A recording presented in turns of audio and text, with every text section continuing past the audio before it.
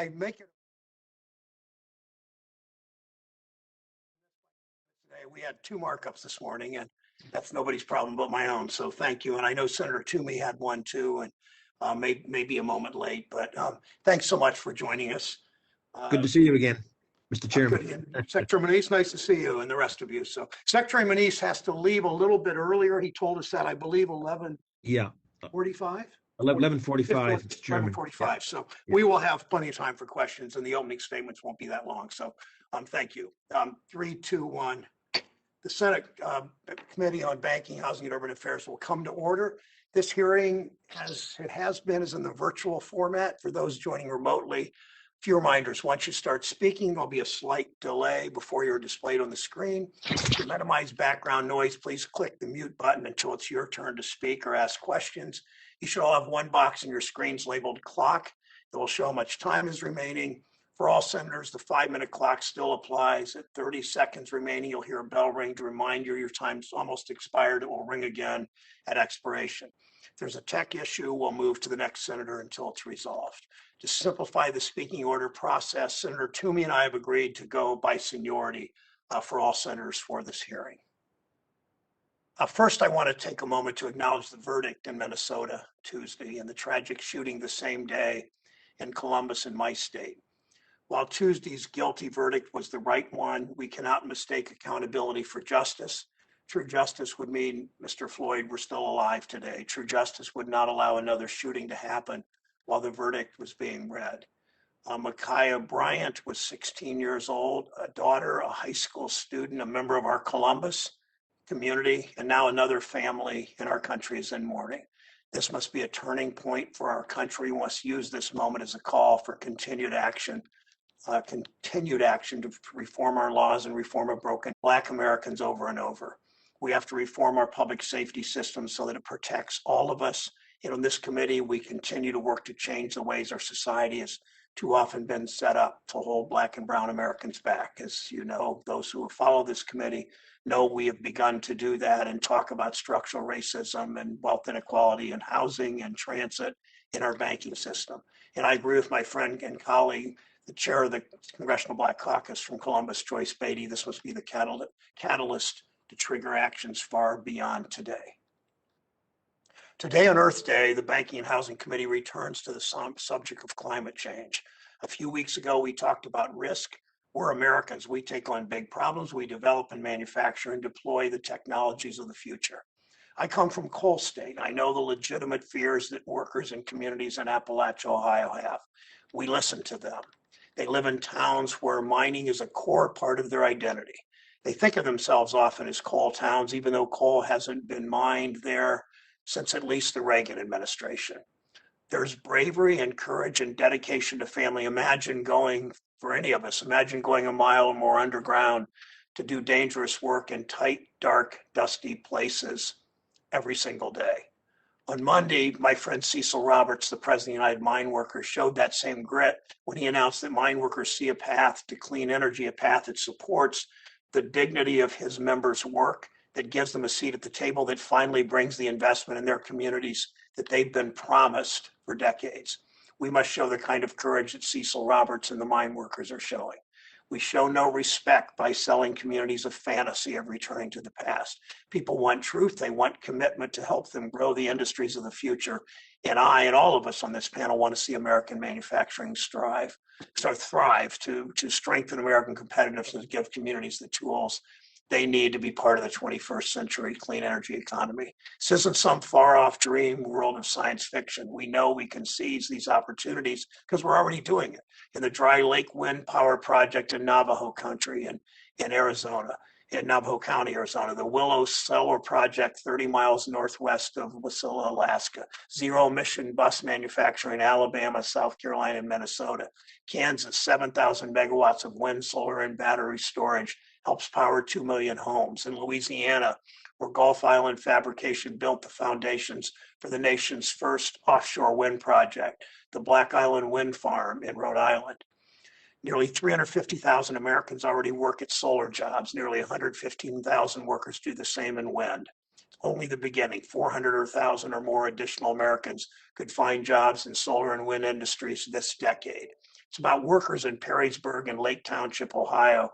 They manufacture First Solar's highly efficient PV solar panels. It's about the brilliant scientists at the University of Toledo making breakthroughs in ultra-high efficiency and thin film solar cells. It's about RBI Solar in Cincinnati, which emerged from the commercial greenhouse business. It's now the fastest growing photovoltaic racking company in North America. It's about the Stark Area Regional Transit Authority in Canton, Ohio. SART has built one of the largest hydrogen fuel cell bus fleets in the nation. It lends its buses to help other transit agency test the deployment of American-made buses that have zero tailpipe emission. It's about Emerson, founded in 1890 as an electric fan company, and its 21st century collaboration with the University of Dayton in high efficiency in sustainable heating and ventilation and air conditioning technologies. This country laid 200,000 miles of railroad track. We electrified the cities and the countryside. We sent John Glenn into orbit. Our continued embrace of innovation puts into the hand of every cell phone customer a more powerful computer than NASA used for the Apollo program. Why stop now? Our predecessors didn't say no to Henry Ford because of the buggy whip lobby. We're not going to say no to innovation in the clean energy economy. These new industries got a big boost at the turn of this century when George Bush and Rick Perry, noted hippies each, pushed renewable development in Texas, which now leads the country in electricity from wind power. Next in line, think about this, Iowa, Oklahoma, Kansas, North Dakota, collectively known as the Saudi Arabia of wind. The growth in renewables in those states across the country provides good paying jobs, gives farmers and ranchers another source of income, contributing to clean air and water, saving people money. Retrofitting our houses and apartments to make them more energy efficient and resilient means lower utility bills for families every month. More and more racism between keeping our communities frozen in time or putting people back to work in new industries. If we do nothing, change is still coming. Clean energy jobs are the future. The only question is whether they will be American jobs. If we fail to invest in clean energy R&D to retool our factories to play a leadership role, other countries will fill the void. China's already spending billions, so are Germany and Japan. We need to stop allowing the Chinese government and its subsidized industries to profit off our innovation. Let's create 21st century communities. Ranking Member Toomey. Thank you, Mr. Chairman. Today, I expect we'll hear about all kinds of opportunities associated with Green New Deal type policies. But our discussion really needs to include the costs of these policies, including the cost of lost American jobs, slower economic growth, increased energy costs, and the waste of billions of taxpayer dollars. Our discussion should also include the remarkable progress we've made in reducing carbon emissions, ironically enough, using fossil fuels. Let me explain. U.S. carbon emissions have been falling for years. Not many other countries can say that, but we can. In 2019, U.S. carbon emissions hit their lowest level since 1992, and their lowest per capita level since 1950.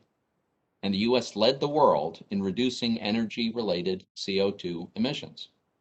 These declines were enabled by America's recent energy renaissance, made possible by technology and free markets. The natural gas boom, especially in places like Pennsylvania, have helped gas to significantly replace coal as the fuel for America's power plants. This has been the primary driver of the declines in carbon emissions. And we made this progress while creating jobs and lowering the cost of energy, thereby enhancing the standard of living of the American people, not going the other way. Despite all this, some of my colleagues seem determined to impose Green New Deal policies that will cost us jobs on a net basis and stifle the very developments that have allowed us to reduce emissions. Some describe this destruction caused by these policies as an opportunity to create new green energy jobs.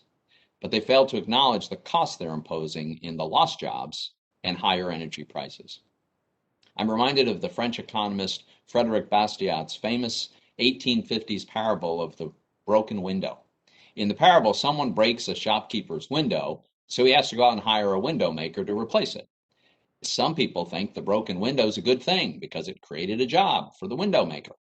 But Bastiat correctly points out the fallacy in this thinking. As he puts it, Destruction is not profit. The shopkeeper had to spend money and time to replace his window.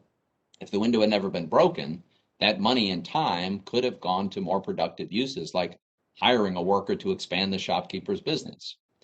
I feel like some of my colleagues sometimes seem to have forgotten this basic economic principle. And just as breaking a shopkeeper's window doesn't somehow create economic gain, neither does destroying traditional sources of energy and replacing it with so-called green energy create economic gain, for at least two reasons. One, it's not at all clear that the newly created green jobs are equivalent to and sufficient to replace the lost jobs. And secondly, the end result is that society pays more for energy, and that lowers our standard of living. And the consequences of this destruction are not just academic. The Biden administration has already imposed policies that today are destroying traditional energy jobs. For example, it terminated the construction of the Keystone Pipeline and banned new oil and gas leases on federal land. These actions alone will destroy tens of thousands of jobs for Americans. Today, we're going to hear from one of them, Neal Crabtree, a union welder who lost his job when Keystone was shut down. I'm also deeply concerned about the Biden administration's apparent efforts to coerce banks to reduce lending to fossil fuel energy companies. This week, all the Republicans on this committee sent a letter to John Kerry warning the administration not to abuse government power in this way. Mr. Kerry has said that the very purpose of President Biden's expected global warming executive order is to change the allocation of capital. In other words, to redirect capital from traditional energy companies to companies that are deemed to be sufficiently green. While this effort disturbingly resembles the Obama administration's notorious Operation Choke Point scandal, in which regulators attempted to coerce banks into denying services to legal, yet politically disfavored businesses. It's neither practical nor desirable to immediately try to cease fossil fuel production, approximately 80% of U.S. energy production and consumption. And abusing government power to try to achieve that objective will distort capital allocation, raise energy costs for consumers, and slow economic growth. Finally, Green New Deal job programs have a history of failure. Yet President Biden's infrastructure plan would double down on failed policies of the past. Consider one example. His plan would establish a $27 billion national climate bank to provide financing for so-called green investments. Well, we know that when the government substitutes its judgment for that of the market, it picks winners and losers based on political favoritism, not business fundamentals. Just look at the 2009 Obama-Biden spending bill. That bill included over $80 billion in spending, loan guarantees, and tax credits for green energy projects. Now, what were the results of this massive government program? There was a lot of waste, fraud, and abuse. Who can forget the infamous case of the solar panel company Solyndra? It went bankrupt and defaulted on a $535 million loan that had been guaranteed by, you guessed it, federal taxpayers. This is what happens when the government picks winners and losers based on political considerations. As one of today's witnesses, David Kreutzer, will testify, the Biden administration seems determined to repeat these mistakes of the past. Mr. Chairman, the fact is the climate is changing, and we should be having a vigorous debate about what to do about that. But that debate should honestly acknowledge that if we shift from low-cost, reliable fossil energy to high-cost energy like wind and solar, there are costs associated. Jobs will be destroyed and energy prices will go up.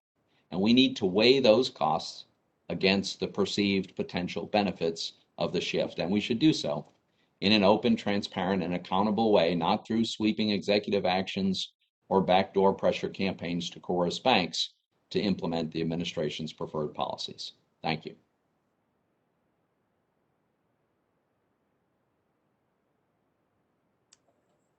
Thank you, Senator Toomey, for your comments.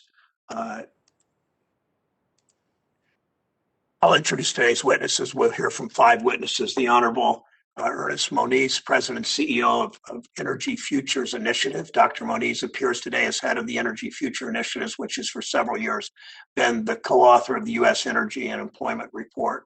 This work he has been doing since he was in this role, for which he was perhaps better known, serving as the 13th U.S. Secretary of Energy. His service as Secretary under President Obama was the second tour of duty for Dr. Moniz at DOE. During the Clinton administration, he served as the Undersecretary of Energy, also worked in the White House as Assistant Director of Science in the Office of Science and Technology Policy. Khalil Shahid is the Senior Policy Advisor, the Natural Resources Defense Council as part of NRDC's Healthy People and Thriving Communities program. Mr. Shahid focuses on policy and strategies to create just solutions for environmental crises by integrating clean energy with affordable housing and community development. For more than 2 decades, Mr. Shahid has worked in community economic justice, organizing and advocacy in the United States, Mexico, India, and Brazil. Ms. Zoe Lipman is Director of Manufacturing and Advanced Transportation for the Blue-Green Alliance. She leads their policy and advocacy work on clean energy manufacturing and advanced vehicles. Earlier, she led the National Wildlife Federation's Fuel Economy in Advanced Vehicles program, previously headed its Midwest Climate Policy program. Dr. David Kreutzer is the Senior Economist for the Institute for Energy Research. Dr. Kreutzer joined IER after a decade as a Senior Research Fellow at Heritage, where he covered labor and trade issues. Prior to Heritage, Dr. Kreutzer taught economics at James Madison, and before that at Ohio University in Athens, Ohio. Mr. Neal Crabtree is a welder in Pipeliners Local Union 798. Mr. Crabtree is a second-generation union welder who's worked in pipeline projects all over the country. He joins us today from Fouke, if I'm saying that right, Arkansas, and Mr. Crabtree is a regular contributor to Fox News. Secretary Moniz, I said, has a commitment to require him to leave the hearing by 11:45. If we're not finished, we will accommodate any senator's questions that were not asked, we're not able to be asked as questions for the record. I welcome all of our witnesses, thank them for appearing. We're fortunate to have such a distinguished panel of 5 experts to discuss the abundant and transformative opportunities available to American workers and communities and companies in the clean energy economy. Secretary Moniz, please give your opening remarks. Thank you, Mr. Chairman and Ranking Member Toomey and members of the committee. I'm very pleased to the risks associated with climate change and the opportunities that are presented by addressing them. The physical, societal, environmental, and financial impacts of global warming, climate change, and extreme weather have become evident. If we take inflation-corrected billion-dollar extreme weather events as an indicator, the annual average over the last 40 years is 7, over the last 5 years is 16, and in 2020 was 22. These are data, not opinions. We need to pick up the pace on the clean energy transition that lies at the heart of limiting climate change impacts if we are to not only protect economic growth, but indeed to prosper in the new energy economy. The recent events in Texas provide a sad example of the consequences of inaction. The 2021 big chill consequences could have been mitigated considerably if the elevated climate risk profile had been addressed in state policy and regulation, for example, through requirements on winterization of energy assets and on load shedding protocols that reflect the electricity, natural gas, infrastructure interdependency. The financial consequences were also considerable. Balance sheets of families, businesses, utilities, and military installations are badly stressed. The largest electric power cooperative in the state has declared bankruptcy, and the last shoe hasn't dropped on ratepayers, taxpayers, and shareholders. The point here is that we need to lean forward in addressing the realities of climate change and extreme weather. The good news is that clean energy responses grounded in technology, policy, and business model innovation, which the U.S. excels at, will present economic and environmental opportunity and needed infrastructure renewal. First, we need a decade of supercharged clean energy technology innovation starting now. The portfolio must be all of the above. This includes large-scale CO2 management, carbon capture, utilization, and sequestration, and CO2 removal from the atmosphere and upper ocean layers, advanced nuclear technology, both fission and fusion, long-duration energy storage to underpin the greatly expanded use of wind and solar, low-carbon fuels, hydrogen, and more. The full portfolio of clean energy solutions will provide maximum optionality and flexibility to meet regional needs. Indeed, we should be supporting regional innovation initiatives tailored to a region's resources and needs. Second, this innovation thrust needs to be paralleled by a focus on infrastructure modernization. Building out a smart electric grid is critical, but we also need CO2 and hydrogen infrastructures, onshore infrastructure to support major offshore wind expansion, electric vehicle charging infrastructure in urban, suburban, and rural settings, and more. Third, all of this provides major quality job growth opportunities. Energy sector job growth pre-COVID was double that of the economy as a whole. The median wage in the energy sector is 34% greater than that in the broader economy, with unionized jobs leading the way. Building out the clean energy economy is especially critical as we dig out of the COVID-induced employment hole. Fourth, we need to develop secure supply chains as we develop the new energy economy. An example is provided by critical minerals and metals that are needed for many clean energy technologies, such as batteries or offshore wind turbines. We need environmentally responsible mining domestically, recycling, and substitution by earth-abundant materials, all of which call for innovation.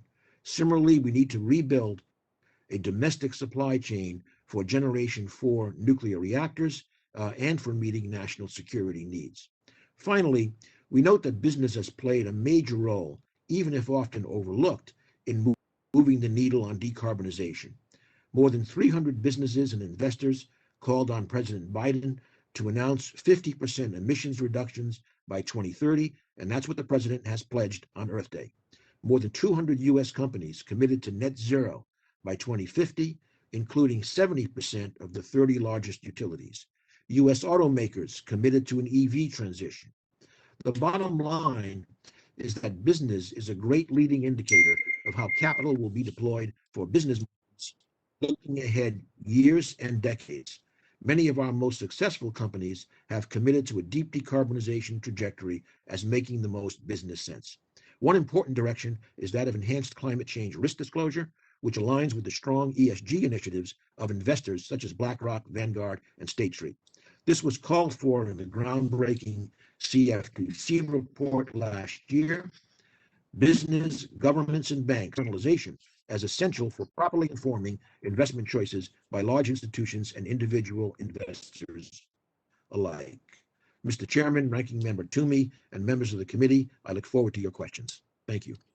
Thank you, Secretary Moniz. Next is Mr. Shahid. Welcome.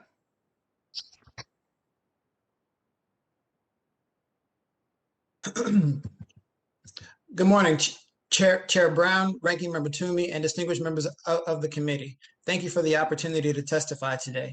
I'm Khalil Shahid, a Senior Policy Advisor on Equity, Environment, and Just Communities with the Natural Resources Defense Council. NRDC is an international nonprofit organization of scientists, lawyers, and environmental specialists dedicated to protecting health and the environment.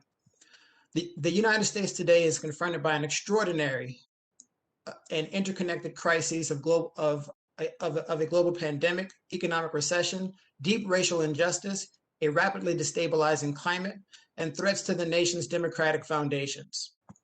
Few sessions of Congress have shouldered greater responsibility or had greater opportunity. Many acts of leadership will be necessary to make it through these crises, led by comprehensive and sustained federal investment to recover, rebuild, and lay the foundations for a more just and stable future. Like most of the economy, clean energy was hit hard by COVID-19. At one point, more than 600,000 clean energy workers had filed for unemployment. Energy efficiency jobs saw the biggest drop, declining about 11% as workers were prevented from entering homes and offices because of pandemic lockdowns. If the clean energy sector is to be the engine that drives us towards a more equitable and sustainable economy, we must ensure that it recovers and expands to provide the opportunity and livelihoods so many need. President Biden has committed to increasing the pace of climate action to cut emissions. Housing represents a key element of his strategy. The president wants to cut the carbon footprint of the U.S. building stock in half by 2035. Federal investments in cleaner transportation options, energy efficiency, and clean energy generation, combined with commitments to address racial inequities, can deepen our actions against climate change. They can also create a stronger, more resilient economy.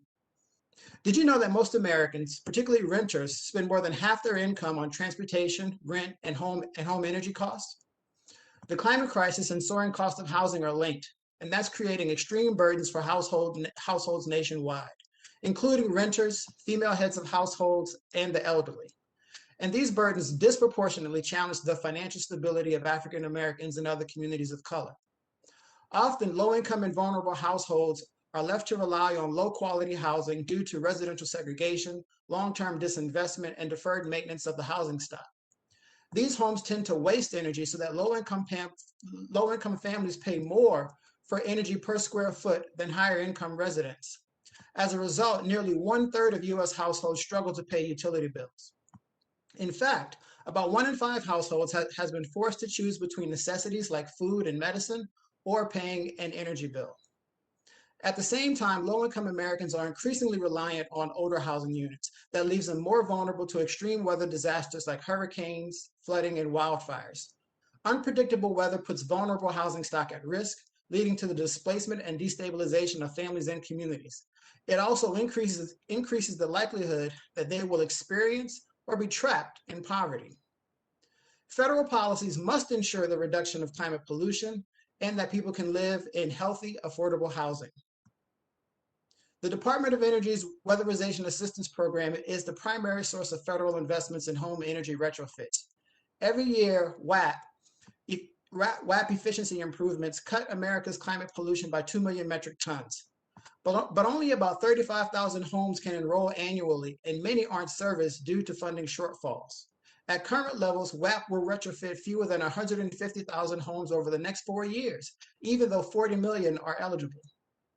By providing more funding for WAP and new multifamily retrofit programs, Congress can make a difference. We need a whole government approach to addressing the climate crisis and the related challenges that confront us, and that begins with Congress. We need to ensure a functioning social safety net for all Americans. We need to invest in modernizing our nation's housing stock and our infrastructure, and we need to enhance workforce training and benefits for dislocated workers. By taking those actions, Congress can transform our economy, grow jobs, and set America on a path of economic success for decades to come. Mr. Chair, to your questions.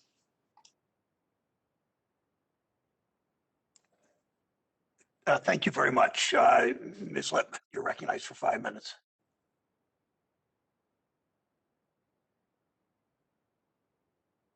Thank you, Chairman Brown, Ranking Member Toomey, and distinguished members of the committee. My name is Zoe Lipman, and I am Director of Manufacturing and Advanced Transportation at the Blue-Green Alliance. On behalf of my organization, our partners, and the millions of members and supporters they represent, I want to thank you for convening this hearing today on the opportunities in the clean energy economy. The Blue-Green Alliance unites America's largest and most influential labor unions and environmental organizations to solve today's environmental challenges in ways that create and maintain quality jobs and build a stronger, fairer economy. Our partnership is firm in the belief that Americans don't have to choose between good jobs and a clean environment. We can and must have both. I will focus today on the opportunity to transform basic industry and rebuild American manufacturing to lead in the clean economy, both to meet our climate goals and to power a real and lasting economic recovery that extends to all. It is also critical to our economic security and competitiveness. These actions are also essential as we work to rebuild from the ongoing COVID-19 health and economic crisis. We went into this pandemic with 3 ongoing and interconnected crises: economic inequality, racial injustice, and climate change. The pandemic has cast a harsh spotlight on the severe and disproportionate impacts of these crises. It also revealed dangerous gaps in our manufacturing supply chains and in unsafe and unfair conditions still faced by too many workers today. We stand at a crossroads. Worldwide, our competitors are rushing to capture the manufacturing and jobs gains in the rapidly emerging global clean economy. Decisions we make now can ensure that the next generation of investments in clean vehicles, energy, and infrastructure are made here in the United States, and that those investments result in the kinds of good-paying jobs that are out of the grasp of too many Americans. I will focus on 3 particular opportunities to deliver these goals. First, we must act at scale to rebuild and retool American manufacturing, basic industry, and essential supply chains. Expanding, retooling, and converting our factories to build clean and advanced technology can secure, bring back, and grow jobs in communities across America. Meanwhile, reinvesting to modernize and transform our industrial base can make it the cleanest and most competitive in the world, while stemming the flow of offshoring that costs jobs at home while increasing pollution worldwide. Second, we must execute a comprehensive electric vehicle manufacturing agenda. The auto industry is at the heart of the U.S. manufacturing economy, and it is in the midst of a historic shift. EVs are coming, and investments made over the next few years will determine whether the vehicles and technology that goes into them are made here and whether they deliver good family-supporting jobs. In states like Tennessee and Ohio, we can see these changes going on in real time. Too often, short-sighted policies that put the US behind on technology and aggravated offshoring and outsourcing have left workers bearing the costs of technological and market shifts. The workers and communities in manufacturing states across the country are counting on policymakers to get it right this time. Finally, our roads, bridges, railroads, and transit systems are fundamental to commerce, to daily life, and to access to opportunity. Desperately needed investments in our transportation infrastructure would not only support large numbers of jobs, operating, maintaining, and upgrading these modes of transportation, but in manufacturing as well. For example, the parts and materials for bus, transit, and passenger rail systems are manufactured in every state represented on this committee, often far from where the vehicles themselves are put into service. We must invest at levels commensurate with our economic and transportation needs. And across the board, we must also sustain and strengthen critical Buy America, labor, and community benefit standards to ensure we capture the full jobs, equity, and local economic benefits of these investments, and that we target investments in communities that need it most. My written testimony delves into each of these issues more deeply and also highlights the policy actions Congress can take today to shape the future and ensure we do not repeat the mistakes of the past. In closing, making these investments right and making them now will give us the opportunity to lead globally, rebuild good union jobs in manufacturing communities across the nation that have been struggling, and bolster innovation and production of the clean technology of the future here at home. These actions mean real impacts across America. The time to act is now. Thanks very much and look forward to taking your questions. Thank you. Dr. Kreutzer is recognized for 5 minutes. Welcome. Chairman Brown and Ranking Member Toomey and other senators, I want to thank you very much for giving me this opportunity to address you. I'm David Kreutzer, and I'm Senior Economist at the Institute for Energy Research. We have been here before, all right? We've seen this movie. 12 years ago, President Obama promised to create 3 million new jobs. Right, that, as Senator Toomey pointed out, the $80 billion of the $787 billion stimulus package went towards supposedly creating these green jobs. There were all sorts of high-minded findings, the necessity to get people back to work. We were going to clean this up and do that and the other thing, just like we're hearing today. But the reality was much different. The program to do job training was investigated by the Inspector General at the Department of Labor, and it found to be a fantastic failure. For instance, more than 20% of certificates given for green job training went to people that had 1 day or less of training. 47% of the certificates went to people that had 5 days or fewer of training. The people that administered these programs could not even document what the outcomes were for 24 to 44% of these job training programs. The number of trainees who entered employment was only 40% of the target. 38% of those who did get jobs through the green job training program had jobs before they went in. So the job training program was supposed to be this great thing. It turned out to be a dud. The BLS did counts of the green jobs that were created. Remember, there was supposed to be 3 million new green jobs created. In their first report, they said 3 million jobs in total. Digging down into those shows that it was quite a farce. The second report, a year later, showed 2 million jobs, green jobs. So some reason a year later, they maybe became a little more honest. If we look at the definitions of what counted as a green job, we find that we have little confidence that even that 2 million was anywhere close. For instance, if we look in the utility sector, the power generation sector, the number of green jobs that were in there in total, 80% of those green jobs were in nuclear power.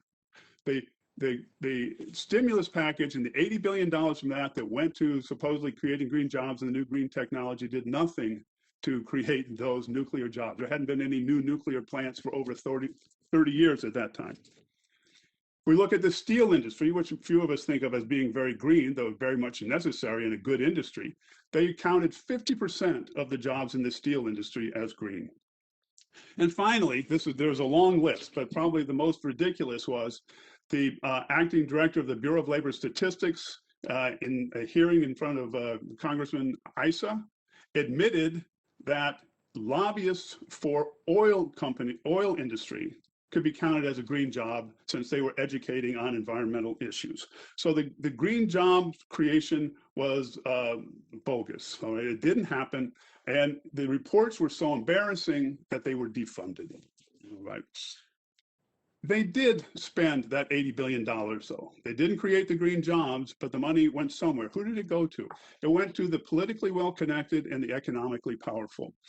In its post-mortem on the Solyndra debacle, the Washington Post wrote a story. This is a quote. The administration, which excluded lobbyists from policymaking positions, gave easy access to venture capitalists with stakes in some of the companies backed by the administration. The records show many of those investors had given to Obama in 2008 campaign. Some took jobs in the administration and helped manage the clean energy program.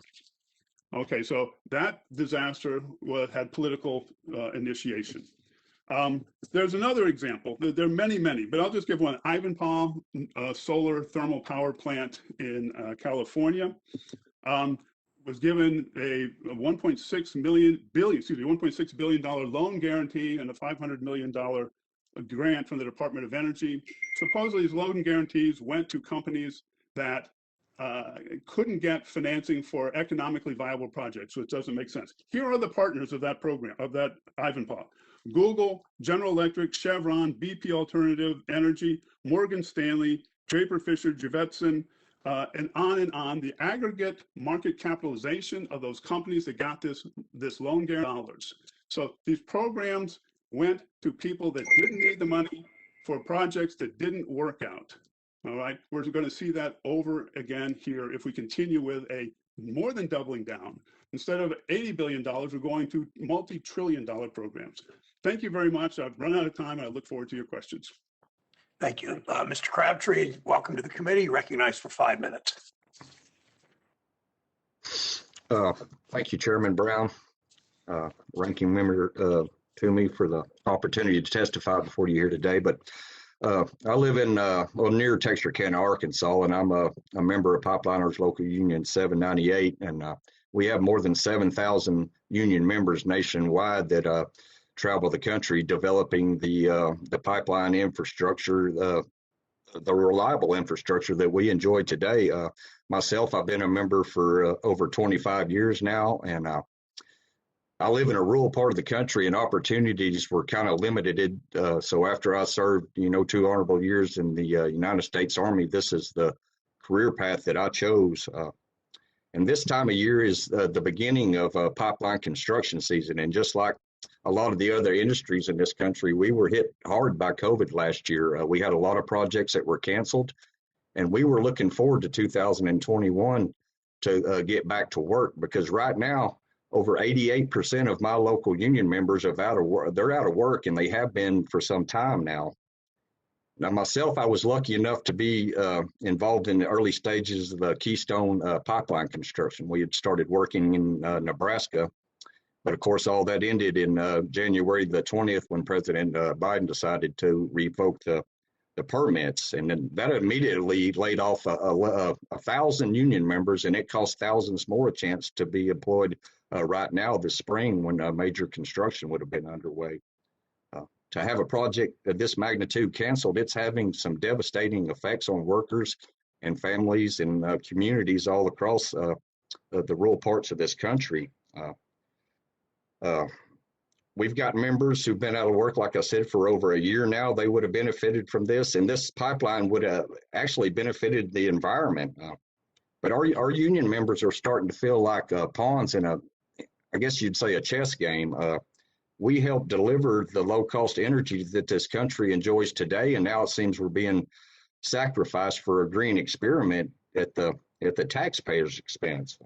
Like I said, in my case, I was laid off 3 hours after the president came into office, and I never thought I'd live in a country where my own president would put me out of work building a pipeline that was going to transport the same product that's already coming into this country. We're already using this oil. It's already coming by rail cars. There's still a demand for it. And it only made sense to build this pipeline to bring it in safer and do it in a more environmentally friendly way. Like I said, the Biden administration, they seem to think that these loss of these jobs are just temporary jobs and the impact is not that big. But, you know, a lot of people in this country depend on temporary projects to build their career. You don't see a carpenter spending his whole career building the same house. You don't see a lawyer spending his whole career defending the same client. You know, this pipeline was our house to build this year. It was our client, and the effects of canceling, they're going to be far-reaching, not just for the workers, but it's starting to have a negative effect on other projects that deliver the reliable energy that this country needs. According to, you know, Mr. John Kerry, that we should just go get jobs in the green energy field.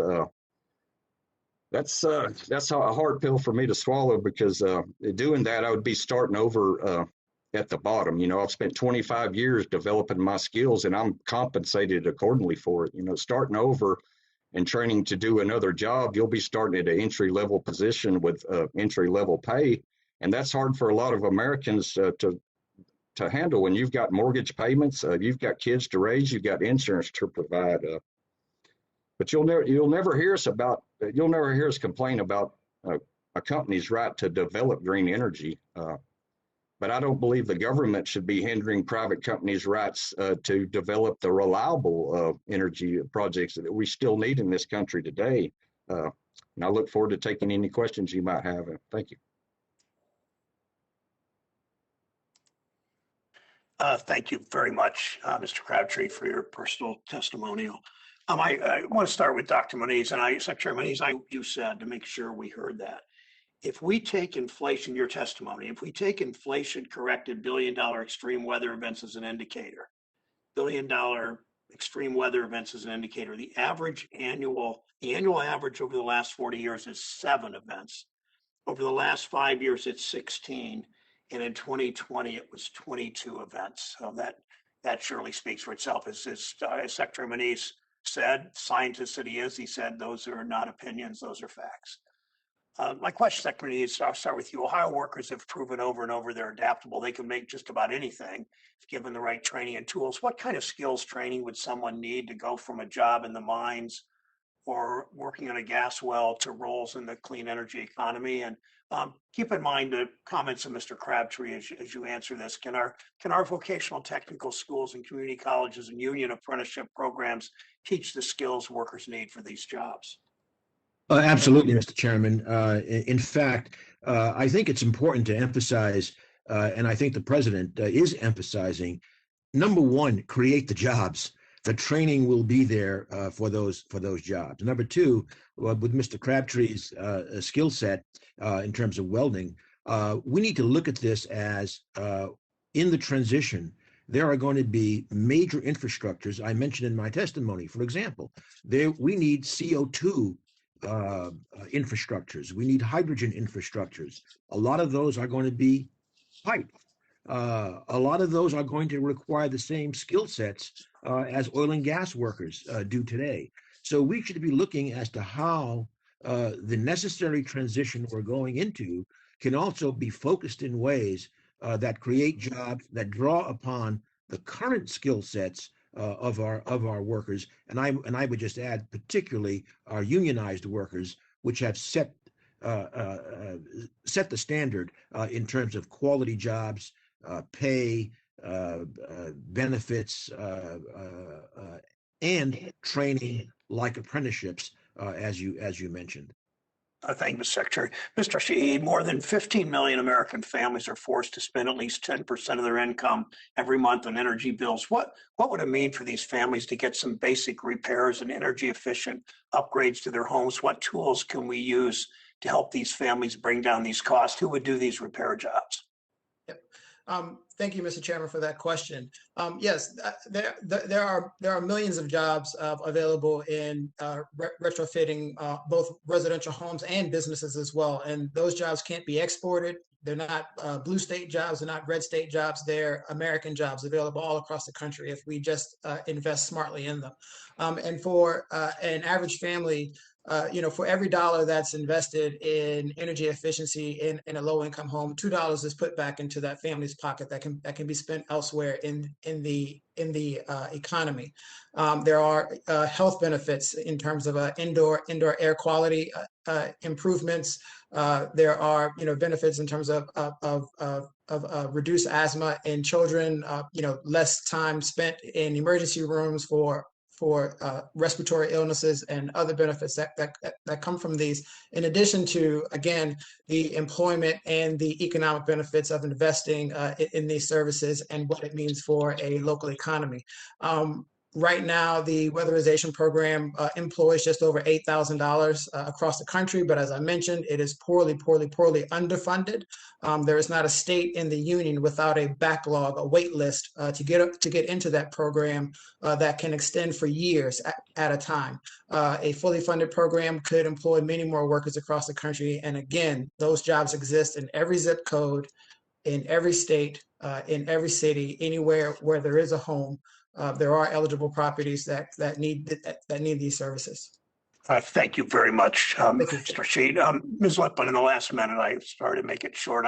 This committee has a tradition of 20% of our infrastructure dollars, transportation dollars go to public transit. I've worked with former Republican Chair Shelby of this committee to support the deployment of zero emission buses under the law or no emission vehicle program. What would happen if the feds made a sizable commitment to replacing the 140,000 transit buses and vans on the road with American electric vehicle buses? Sure. As you said, it's a quick answer, and I submitted some maps. Not only would we see emissions reductions and some cost reductions as well, operating systems, but we could support manufacturing jobs across the country. Bus, rail, and transit manufacturing components and vehicle assembly exist in every state represented by this committee. Often these jobs manufacturing the technology for transit are taking place hundreds or even thousands of miles from where the vehicles themselves are put into service. So it's a real opportunity to build economic growth, good jobs in operations and maintenance of these vehicles on the one hand, and manufacturing on the other. I would just say also quickly that the electric vehicle industry, electric vehicle bus industry is an example of where we are investing in our existing diesel bus companies to also build electric buses with the same workers on the same lines. We want to make sure that we there really aren't two industries, that we're transforming the industries we have today with the maintenance and growth of good family supporting jobs they currently support. Thank you, Ms. Lipman. Senator Toomey is recognized for 5 minutes. Thank you, Mr. Chairman. I just want to start by pointing out that, statistics about increasing numbers of high dollar destruction from weather events over recent decades doesn't necessarily tell us anything about the frequency or severity of weather events. There's no question that a huge contributing factor has been the increase in concentrations of population and development in areas that previously were relatively undeveloped. So it would be expected that those numbers would go up. Mr. Crabtree, first of all, I'm awfully sorry to hear about this experience that you've been through. Could you share with us some sense of the kind of time and effort that you had to put into developing the skill set you have in your chosen profession, how long it took and how much effort it took to learn the trade that you've become proficient in? Yes, sir, Senator. Our industries, like a lot of other union industries, usually start off in an apprenticeship, and oftentimes that probably lasts about 5 years, and you spend those 5 years learning the skills. Like myself, I wanted to be a welder. That means a lot of practicing, a a lot of late hours after work trying to learn that skill. And like I said, I've been doing it for 25 years now, and I'm still learning more about it every day. I'm the kind of person that believes if you stop learning, then you're just missing out on opportunities. But it took that 25 years to get to where I'm at today. If you count my wage and my benefit package through my union, I'm somewhere in the neighborhood of $80 an hour. I don't think even with green training, I'm going to find an entry level job in that field that's going to provide me with that kind of income. And I'm just one person. There's thousands of oil and gas workers across the country that are going to be in that same boat. And when you're like me, 45 years old, you're almost at the point of life when it's a little too late to be starting over. So I'm forced with a difficult situation right now because, like I said, I still got mortgage payments. I still got kids to feed. And Mr. Crabtree, if I heard you correctly, I think you said that 88% of the members of your union are out of work right now. Did I get that right? Yes, sir. It's 88%, and like I said, this is the time of year. This is construction season, and that Keystone Pipeline would have put thousands of our members to work. But there's more than in the country going on than just the Keystone. There's all kinds of projects. There's one, the Penn East, I believe, right there in your state's having trouble getting permits that would put some of our workers to work. Yeah, permitting obstacles that are created by people who don't want the pipeline to exist have certainly occurred in my neck of the woods. Is that keeping many of your colleagues out of work also? Yes, sir. I've been fortunate enough in the last 25 years. I've spent a lot of time in your state because of the development of the Marcellus Shale. It's provided man hours for many of our union members, and that's just another project that would put hundreds of thousands of workers, get them off unemployment. And make low-cost natural gas more readily available. I do. Yeah. Go ahead. Let me ask Dr. Kreutzer a question. You criticized and you walked through examples of very problematic cases of waste and abuse in the last time around that the federal government launched a huge green energy program. Now, of course, President Biden has suggested this $27 billion national climate bank. Are there any reason to believe that this time's going to go better? This time, the government's going to figure out how to do this, and they will allocate capital efficiently this time, where it was poorly allocated last time. I don't see any institutional changes that would give us any optimism that it would be better.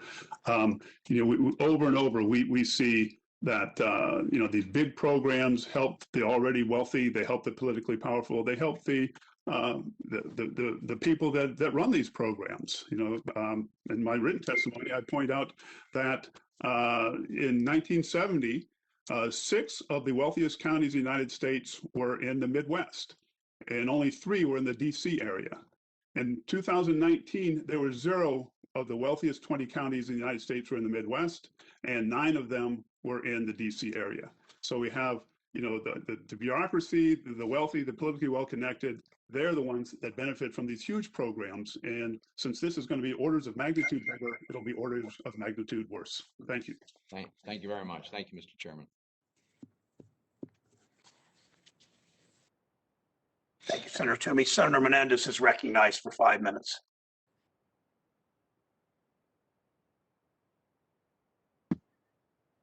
Thank you, Mr. Chairman.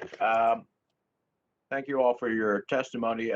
We're making steady progress towards developing one of the first offshore wind projects in federal waters off the Jersey Shore. In late March, the Biden administration announced that it would begin the environmental review process for Ørsted's Ocean Wind Project, and the company recently partnered with private sector partners and Governor Phil Murphy's administration in the state to break ground on a new $250 million offshore wind manufacturing facility that will create over 500 jobs. Last year, the state also announced a first-of-its-kind investment in an offshore wind port and staging area that could lead to 1,500 jobs and $500 million in economic activity each year. Projects like these seem to me sit perfectly at the intersection of federal, state, and private sector cooperation with benefits to our workers and families, public health, and the environment. So Ms. Lipman, for years, we've seen companies moving manufacturing overseas in search of cheap labor, often paying subsidized, substandard wages and providing poor working conditions. Your organization represents members of both the labor and environmental community. What does it mean to workers that your members, the members you represent, to have types of good-paying manufacturing jobs coming home to the U.S.? Thank you, Senator. It's absolutely critical, and it's not just critical to our organization and to the labor and environmental groups that are our partners, but I think it's critical to the workers and communities in every state across the nation, and certainly on this committee. You mentioned offshore wind. I think it's a great example of the both the promise and the challenges we have in getting bringing these jobs back at scale. As you mentioned, if we look at one of the projects that I'm most familiar with, the Block Island project off of Rhode Island, not, as you said in your example, it also produced hundreds of local jobs, again, for things like experienced welders, electricians, in construction. Similarly, the project labor agreements have ensured that as we put into service these wind turbines, we're building good union jobs, providing those kinds of, the clients that Mr. Crabtree mentioned. But when we look at, for example, the Block Island project, the only part of those wind turbines built in America is some part of the foundation. The nacelle comes from France, the tower comes from Spain, and the blades come from Denmark. As we expand this industry, we need exactly the kinds of incentives that we have used in the past, but not at the appropriate scale. Companies retool and convert to build the components. I agree. And the nacelles to make those products. I agree. Thank you. That's part of the New Jersey. I commend the New Jersey project because a lot of that is what we're doing there. Secretary Moniz, it's good to see you again. Good to see you. In the energy title of the bipartisan end of the year deal that we reached in December, Congress bolstered our fusion energy science programs and created a new pilot program to support demonstration projects that reach certain milestones and move us closer to developing a cost-competitive fusion reactors, something I strongly support. The Princeton Plasma Physics Laboratory, run by Princeton University, and my state's only national laboratory, is one of the leading laboratories in the country when it comes to fusion research. Can you talk about the need to invest in basic research and new technologies like fusion energy, which has the potential not only to help us with our zero carbon energy needs in the future, but really has a potential to grow our economy and develop the next generation of American energy jobs? Absolutely, Senator. If we start with fusion, in fact, let me say flat out, there has never been as much innovation in fusion as we have today. Success here may be closer, a lot closer than people think, and it's a game changer. The same statement about game changer, as you imply, and by the way, in Princeton, of course, as you say, is our focal point for that in the lab system. The game-changing aspect applies to many other technologies. For example, we talk a lot about batteries, and that's very, very important, maybe alternative chemistries, but we talk less about the issue of needing not just hours of storage, but days and ultimately seasons of storage. Again, completely reinventing the energy system. So, as I said, supercharged innovation in this decade. It's what we do well. We need to do that, and then we need to translate that into creating the domestic industries and jobs and secure supply chains that we need for offshore wind and all of these novel technologies. Well, thank you very much. The chair has advised me that Senator Tillis is next, and so I'll call upon Senator Tillis. Thank you, Senator Menendez and Ranking Member Toomey. I'm pleased that we're holding this hearing as there are financial climate matters of great importance to discuss before the Banking Committee today and in future hearings. But specifically, I'd like to speak about the recent and continuing actions by John Kerry, President Biden's special envoy for climate, to pressure financial institutions into making extra legal commitments to curtail their lending practices towards legal United States energy businesses. I, along with Ranking Member Toomey and 10 other members of this committee, recently sent a letter to Mr. Kerry, urging Mr. Kerry and the Biden administration as a whole to refrain from engaging in attempts to coerce financial institutions into agreeing to a centrally planned U.S. energy policy that unfairly targets legal U.S. energy businesses and, by proxy, their workers. By Mr. Kerry's own words, President Biden plans to change allocation of capital through the executive order process by pushing lenders to deny financial services to businesses that do not fall into favor with Mr. Kerry or the Biden administration's energy views. This is wrong. Government coercion of private capital not only is a clear example of federal government unfairly picking winners and losers, but it will also likely result in a top-down, one-size-fits-all policy that does not include the choice or tailoring necessary to meet the needs of the continental-wide country with diverse energy needs. Mr. Chairman, we had a hearing earlier this week when we were talking about what we can do for rural communities, and we continue to tell them to diversify their base. But these cancellations of pipelines, this attack on natural gas is destroying any opportunity for these rural communities to begin to actually rebuild after a number of setbacks, the COVID pandemic being the most recent among them. Mr. Crabtree, I'm sorry that you're going through what you are. We've heard in some of the testimony today, people talking about hundreds of jobs being created for wind projects. I'm glad. I'm for that. Projects. I'm glad. I'm for that.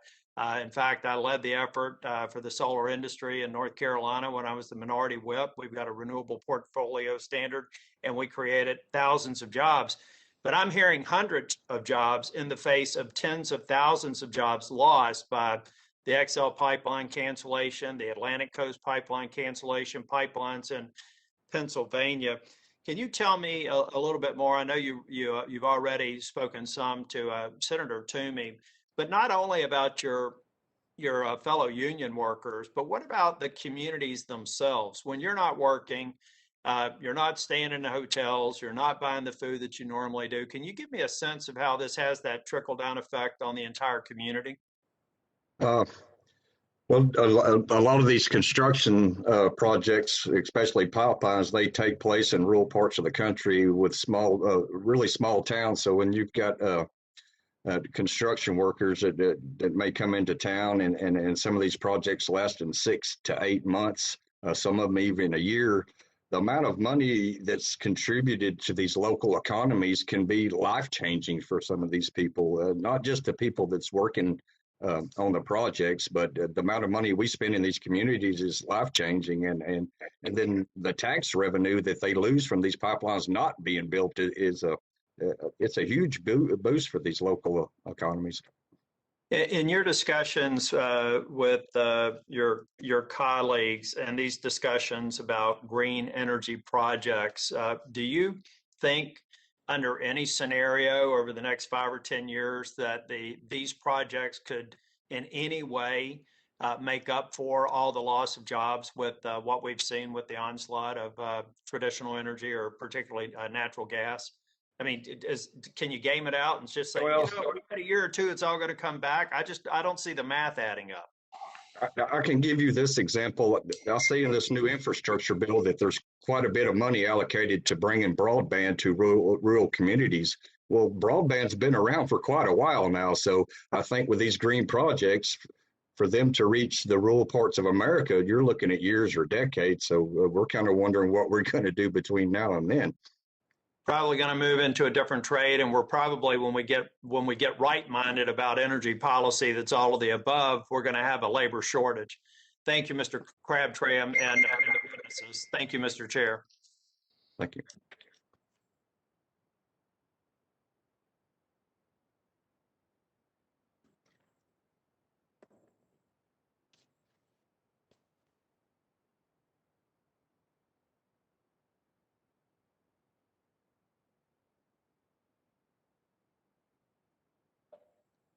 Sorry, Senator Cortez Masto from Nevada is recognized for 5 minutes.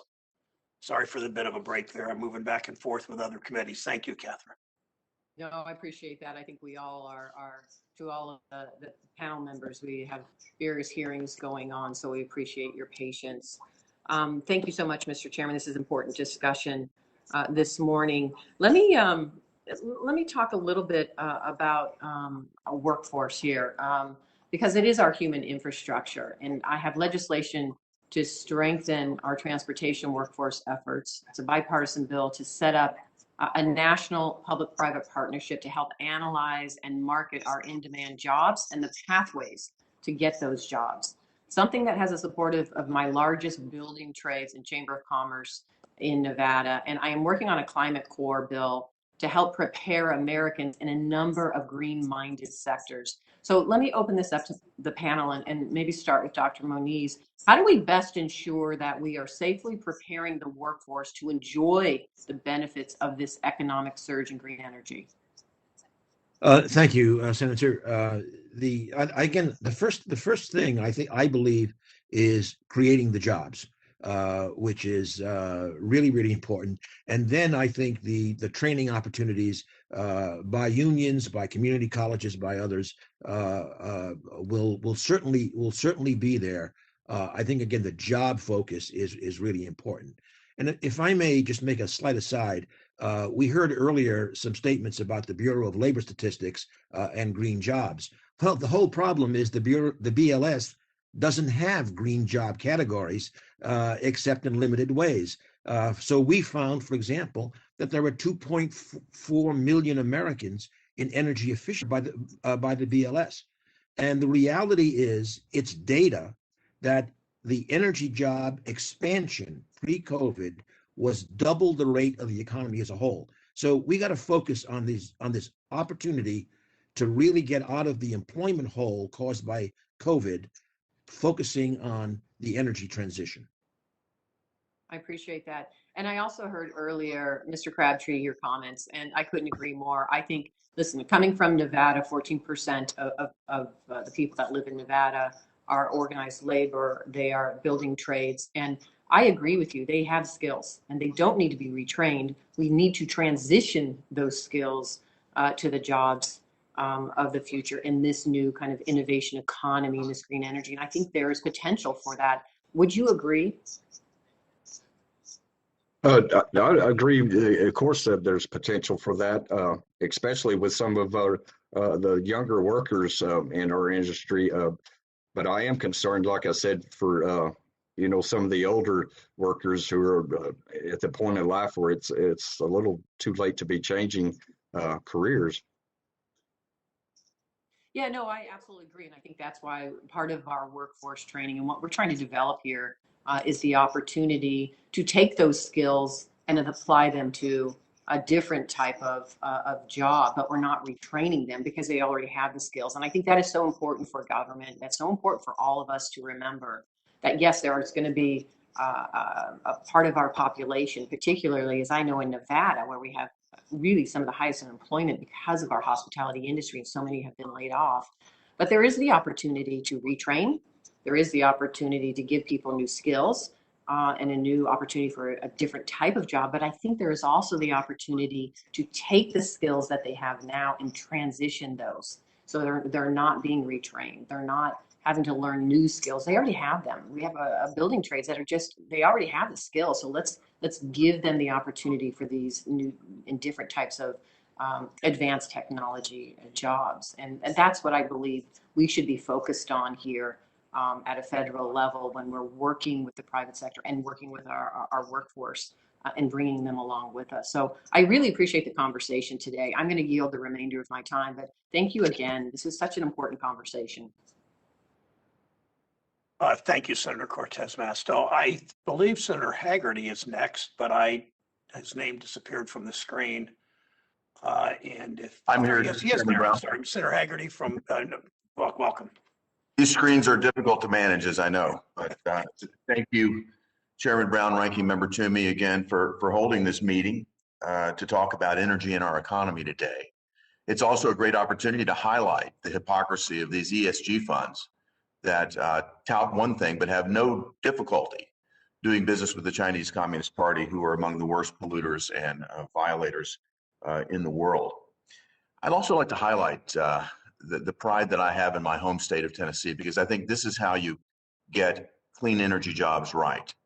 We've done a great job of attracting electronic vehicle manufacturing, electric battery manufacturing. I was just with the team from GM and LG last Friday, making a huge jobs announcement, a $2.3 billion investment in my state for a new battery production facility there. This is the way to move alongside existing combustion engine jobs. The auto industry hub in our state has been outstanding, and we're adding to our job base, we're adding to our skill base at the same time by bringing electronic vehicle manufacturing capacity on stream. But we're not doing it in the way that we've seen the Biden administration come at our energy policy. What the Biden administration did with the stroke of a pen was kill thousands of solid jobs in the energy industry. They killed the Keystone XL pipeline. Mr. Crabtree, I am so sorry for the suffering that this has caused you and your family. I think you were fired within hours of that happening here. We've stopped drilling on federal lands. We have made ourselves weaker as a nation from a national security standpoint and from an economic security standpoint, because at a time when we've just achieved energy independence, we suddenly begin to move in the wrong direction. And I appreciate Mr. Moniz's statements about the need to create these new jobs. But what do you tell someone like Mr. Crabtree, who's got to be retrained, who's waiting? And by the way, where are the supply chains today? When you think about the new clean energy jobs of the future, I'll tell you where those jobs are. They're in China. The majority of the polysilicon panels for solar energy, that's where you have to go to get the majority of the turbines for wind power. We need to take an all of the above approach, as has been mentioned here, and not do it in a way that devastates complete sectors of our economy while we wait for the future, for the creation of jobs in the future. I recall back in 2008, 2009, the promise of green jobs, and that did not materialize. We need to let market forces take hold here, rather than try to use government dictates to produce ahead of market demand. It's happening in my state on a natural basis. I think Tennessee sets a solid model for how we can move about this. But I hate to see us come in and use the power of government to distort markets, to impose new requirements ahead of the market's arrival there. I think we can create the right environment, the right incentives, just the way we do in Tennessee. But I want to see us develop a very secure supply chain, one that isn't dependent on China, before we take these big leaps. I'd like to see us make more domestic capacity available and create the incentives for capital investment here in America to do that. With that said, Mr. Chairman, I'd like to yield back my time. Thank you, Senator Hagerty. Senator Warren from Massachusetts is recognized for 5 minutes. Thank you, Mr. Chairman. So the federal government is one of the biggest purchasers of goods and services in the entire economy. Last year, we spent about $500 billion for everything from light bulbs and printer cartridges to vehicles and office buildings. Where the federal government spends that money has a big impact on our economy. So making good use of taxpayer dollars means purchasing cost-effective products and supporting high-quality American jobs in the process. We have a tremendous opportunity here to use our government's enormous purse strings to help jumpstart the green economy and to make our environmental priorities of reducing carbon emissions to help fight climate change. Dr. Moniz, as Energy Secretary in the Obama administration, you led efforts to leverage new energy technologies to combat climate change. So let me ask you, if the federal government bought more American-made, clean, renewable, and emission-free energy products for federal, state, and local use, would that help incentivize industries to produce these clean energy products? Oh, absolutely, Senator. In fact, what I would really emphasize is that in following that direction, what you're really doing is helping to make a market. And making that market then leads to the virtuous cycle of cost reduction as you learn in the manufacturing a sector. And we should remember, we still are the largest economy in the world. We can be very, very powerful in developing those markets and then developing not just our own environmental, our own energy transition, but creating also the export capabilities that would come from making those markets. Thank you, Dr. Menendez. And I would, if I may add, it's in addition to the products that you emphasize, and this goes back to the issues with Mr. Crabtree, as I said as well. We also need to make the markets in the future technologies like hydrogen, like CO2 management, which would draw on exactly the skill sets that Mr. Crabtree and his workers would do. So we need to accelerate that as well. That's a powerfully important point. Thank you. So if our government commits to buying climate-friendly goods and services, I think what you're saying is that we can leverage its massive purchasing power and our government's supply chain to shift to a clean and sustainable economy. So the Buy Green Act that I've announced with Congressman Andy Levin does exactly that. It would establish a $1.5 trillion in federal procurement commitments over the next decade to purchase American-made clean energy products that we can use at the federal, state, and local level and for export. These purchases also include something I want to drill down on a bit, and that is electric vehicles. Our federal government has about 645,000 vehicles in its fleet, including over 2 vehicles. But according to the General Services Administration, less than 1% of these vehicles are electric. Buy Green would provide the funds to electrify this fleet. So, Ms. Lipman, let me ask you, would transitioning the federal vehicle fleet, including the postal vans, to electric vehicles help us meet our climate goals? Well, certainly. As you well know, and everyone on this panel, transportation is currently our largest source of greenhouse gas emissions, and the shift to electric vehicles is a key piece of addressing those emissions. And as part of that, for sure, using setting the example of the federal government setting the example and the market signal to move those large fleets would have a huge benefit. I would also say that things like the Postal Service, municipal buses, and school buses also operate in local communities. So you have a local health impact too in cutting emissions of toxic pollutants. But I would just underscore, as someone else did earlier, the added benefit of boosting market for the manufacture of these technologies in America, especially with Buy America and labor standards that would come with those federal purchases. Well, I appreciate that. Recent polls showed that nearly 70% of voters support using government contracts to prioritize buying American-made clean energy goods like electric vehicles and green building materials.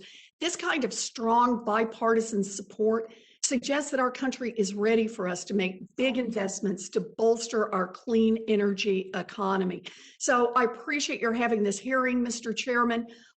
It's time for us to put smart policies in place to save our planet and to build back greener. Thank you. Thank you, Senator Warren. Senator Van Hollen's recognized from Maryland for 5 minutes. You're muted. There you go. Here today. Mr. Shahid, thank you and the NRDC for your good work on clean energy. For years, in fact, for over a decade, I've tried to establish a federal clean energy financing authority, a clean energy accelerator.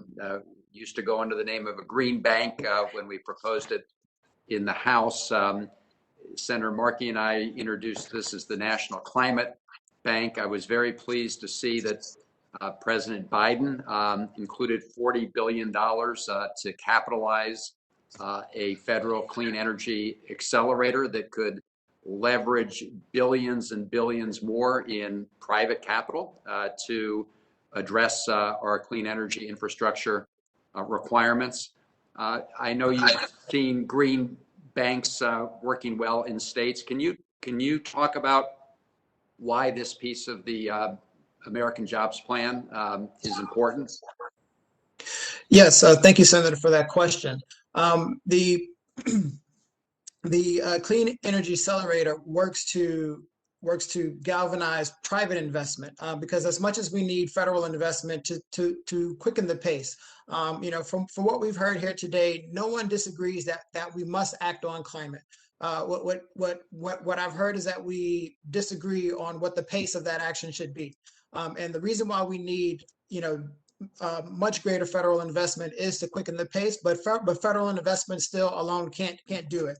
And what the Clean Energy Accelerator will do is to help funnel private investment into these industries, to really push these things forward. And we've seen across the country, local green banks and in the American Green Bank Consortium have already identified an investment need of $21 billion in local markets. And these banks are flourishing and they're in demand in red states and blue states, including states like Florida and Michigan and New York and Hawaii, states like South Carolina, Alaska, Minnesota, and Maine. Expert analysis have found that $100 billion in federal capitalization of the accelerator will create nearly 4 million jobs in 4 years and 12 million jobs over the next decade. Not hundreds of jobs, but millions of jobs over the next decade. And the reason why we need this is because we need to quicken the pace, because workers like Mr. Crabtree, I truly understand, where he's coming. I've wondered, many times whether or not my country and my president cares about me. I know what that feels like. I am from Louisiana. My entire family works in oil and gas, from the wellhead to the gas station to the corporate office. But there are many people, we're talking about millions of people that are at risk from flooding, millions of people that are at risk from sea level rise, millions of people that are at risk from extreme weather. And what I ask my family is the same thing that I would ask Mr. Crabtree and other workers. I know what it feels like to wonder if your country cares about you, but we also need you to care about us, and we need to do this together. And I apologize that, we have not yet communicated that or made that understood, that we care about all our workers, and we have to do this this transformation in a way that supports and sustains those families in the short and in the long term. That's right. I mean, look, when it comes to clean energy, we need what's been referred to in the past in different contexts and all of the above strategy, direct federal investment, but also leveraging this. Secretary Moniz, great to see you. Quick question about ARPA-E. We, on a bipartisan basis, I teamed up with former Senator Lamar Alexander. We extended the authorization for that, increased the levels. I'm pleased to see that is also part of the president's plan. Can you talk about your experience and the role ARPA-E can play in terms of accelerating a clean energy future? Well, thank you, Senator, and thank you for your support of ARPA-E and getting that budget pushed up towards the $1 billion goal, at least, that was set some years ago. I think that all of the indicators from ARPA-E have been extremely positive in terms of company creation, et cetera. And now with some authorization also to extend beyond the initial phase, I think that the commercialization impacts will be even greater. But I think the basic model that you and others have supported of giving kind of extraordinary authorities to be nimble, to bring in people with fire in their belly for getting technologies out there has been a great success, and I think we need more of it. Thank you, Mr. Secretary, and thank all of you for being here. Very important and timely topic. Thank you, Mr. Chairman. Thanks, Senator Van Hollen. Senator Ossoff is recognized for 5 minutes. Thank you, Mr. Chairman, and thank you to our panel. Mr. Kreutzer, you note in your testimony, quote, federal funding of private ventures is not at the top of the list of economic priorities as far as you're concerned. You note, quote, government subsidies work against economic freedom. Those are correct excerpts from your testimony, correct, sir? I don't recall if it's word for word, but yeah, sure. Go ahead. Yeah. Economic freedom is. Thank you, Mr. Does not include government subsidies.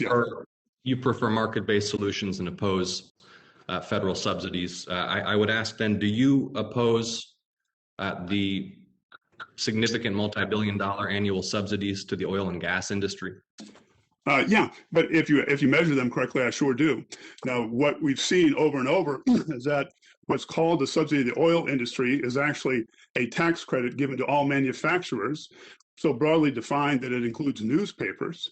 It was done in an attempt to simply lower tax rates. So if you pull that out, you find that there's very little in the way of tax subsidies or subsidies of any kind to the oil and gas industry, especially to the major oil companies. There's a tax credit for the small producers. Yeah. I'm opposed to those unnecessary ones. Sure, go ahead. Okay, I appreciate the detailed answer and want to make sure we have it for the record. So you oppose the intangible drilling cost deduction. You'd support congressional efforts to repeal the intangible drilling cost deduction? No, the intangible drilling cost is like we have for any company that has costs. They get to take them off of their revenues before they pay taxes. So that's just what that is. I don't see why you would want to single out the oil companies so that they can't deduct their costs before they figure out what their net is to pay taxes. That's how every company does it. So you support allowing oil companies to deduct the majority of costs incurred from drilling new wells domestically, that subsidy which has been in federal statute since around 1916, just to be clear? If the oil companies are paying costs, they should be able to deduct their costs from their revenues to get their net income, which is what every corporation does before they pay taxes. Dr. Moniz, rather. Clean energy companies that form successful hubs in particular areas of the state, such as, for example, the constellation of clean energy producers that are emerging in North Georgia. We have one of the largest photovoltaic production facilities in the Western Hemisphere in Dalton, Georgia. We have being established now one of the largest electric vehicle battery producers in the world in Northeast Georgia. How does the formation of economies of scale and the consolidation of clean energy productive capacity in specific regions, such as in Georgia, allow us to attract more investment and develop more economies of scale to grow the clean energy sector regionally across the United States? Yes, Senator. We are big advocates for the hub concept because this allows great efficiencies. It also allows more transferability of skills of the workforce when you have a hub. It allows the optimization of infrastructure. Too often, I think we talk about continental scale infrastructures, which are very, very difficult to build, rather than focusing on hubs, many hubs in different regions that again make that infrastructure challenge, I think, much more manageable. So I would encourage that very, very much in multiple parts of the green energy developments.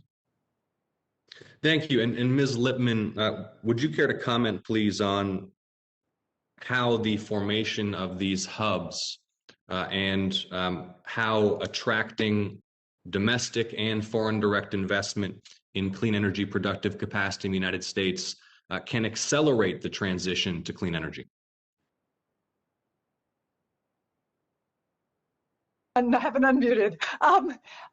Absolutely, I concurred with everything that the Secretary just said, and I think we not only do we see that how critical it is to ensure that we maintain the major assembly facilities, maintain and attract the major assembly facilities to build clean vehicles, batteries, advanced technologies here and build good jobs in them, but that those that we need to not only do those, encourage the development of supply chains around them, but we need to actively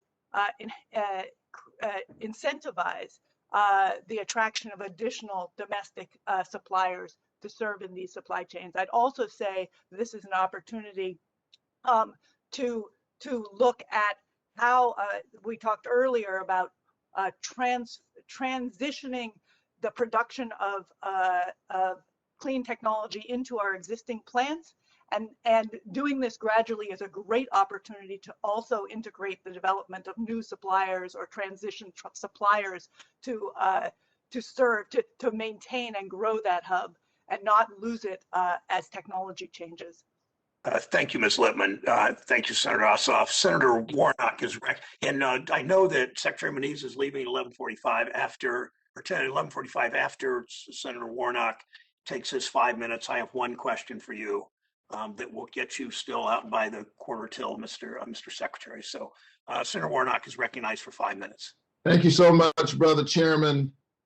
President Biden has made greening our transportation infrastructure a top priority to help meet his clean energy economy goals. That includes green transit, which I look forward to advancing with this committee, but it also includes investments in clean electric vehicles and electric vehicle charging infrastructure. We have a massive $2.6 billion electric vehicle battery plant under construction right now in the city of Commerce, Georgia. This would produce car batteries to help increase the number of electric vehicles, obviously reducing carbon emissions and fighting climate change. On top of that, this plant would keep Georgia on the cutting edge of a clean energy economy and create at least 2,600 clean energy jobs. That's a win-win for my state. Secretary Moniz, can you talk about the importance of clean electric vehicle infrastructure in reducing carbon emissions and fossil fuels?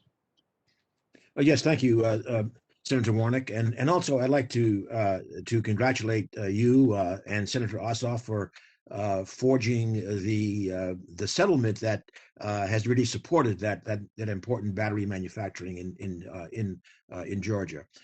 In terms of the EV infrastructure, well, I think the first thing to say is that we have to listen to GM and Ford. We have to look at Tesla's evaluation to know that electrification in transportation is really coming. We have to look at the facts that probably already cost of ownership of an EV and an internal combustion engine are just about equal, and capital costs are coming down. We have to look at the fact that we need to build now the infrastructure that will again allow the market to be made and to have consumers want to choose those EVs for one reason, because they are great performance vehicles in addition to being clean. So this all comes together, and I think is a great example of our companies want to go there, our people want to go there, and now we need government policies that are synergistic with those needs. Thank you so much, and I was grateful to play a role in helping these companies to recognize that they needed to come to a resolution, saving a lot of jobs in Georgia. And what this demonstrates, and will demonstrate over time, is that the smart thing to do for our environment is also good public policy in terms of workers and the economy.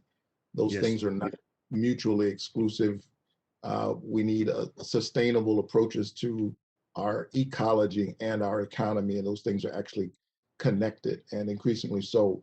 When our schools fully reopen and kids return to in-person instruction, nearly 25 million American children will be exposed to harmful air pollution each day as they travel to school on buses that by and large run on diesel fuel. Children in Georgia and across America should be able to get to and from school each day without breathing polluted air. In fact, innovators, I'm proud that one of the innovators helping us to address this problem is Georgia's own Bluebird Corporation down in Fort Valley, Georgia.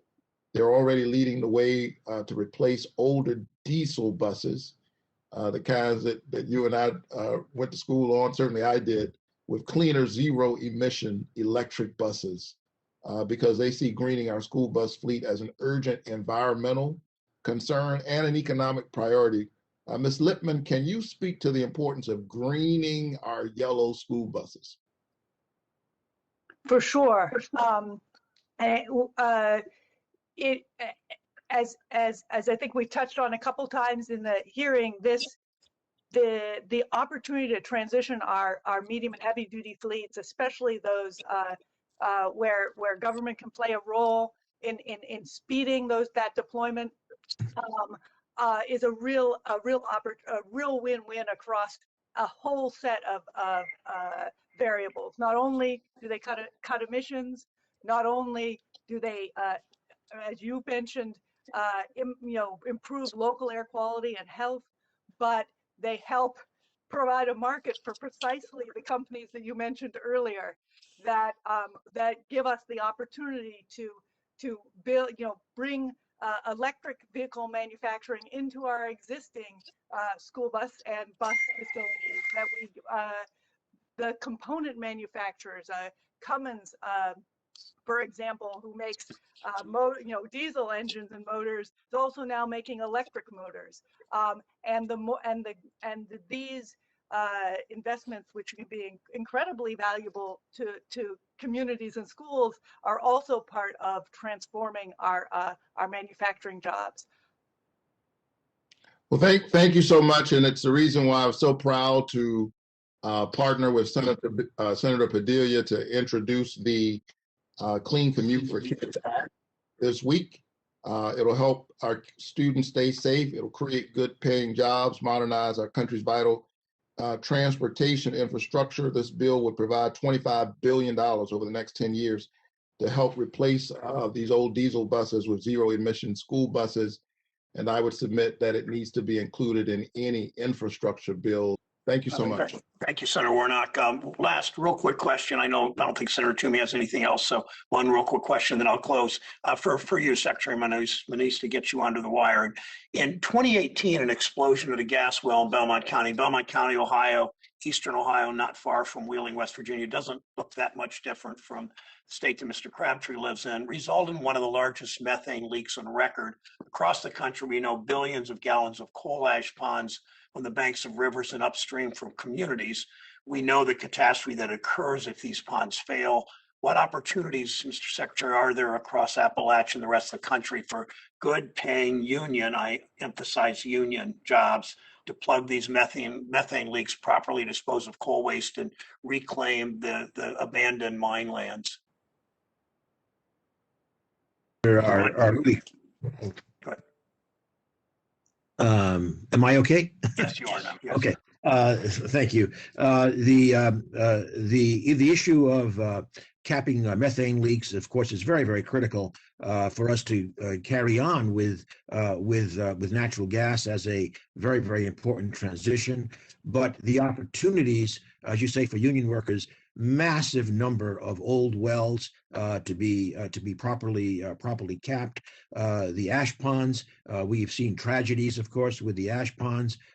We need to really move on those. This will be, frankly, I expect it'll be measured by decade, not by year, in terms of creating all those jobs and giving us the environmental benefits, including in a lot of frontline communities for addressing these legacy assets that are creating now environmental problems, and they will be a lot of union jobs in there, as you say. Thank you, Secretary Menendez, and thanks very much to all of you. Secretary Menendez had earlier said building out the clean energy economy is especially critical as we dig out of the COVID-19 induced employment hole. We want to make sure American workers like Mr. Crabtree and his fellow union members go back to work.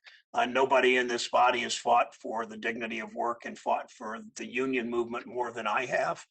When I met with President Biden and a number of senators his second or third week on the job, I thanked him for using the word union.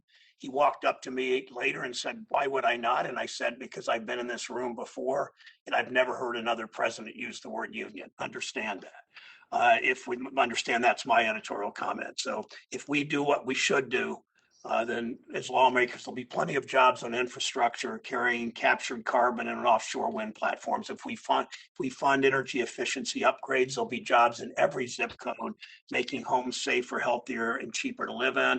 If we invest in manufacturing, as Ms. Lipman discussed, we can make them clean energy jobs, bring them back from China. We're changing our trade policy and our tax policy. That was the biggest reason for the outsourcing of jobs to China, if I could, Dr. Kreutzer.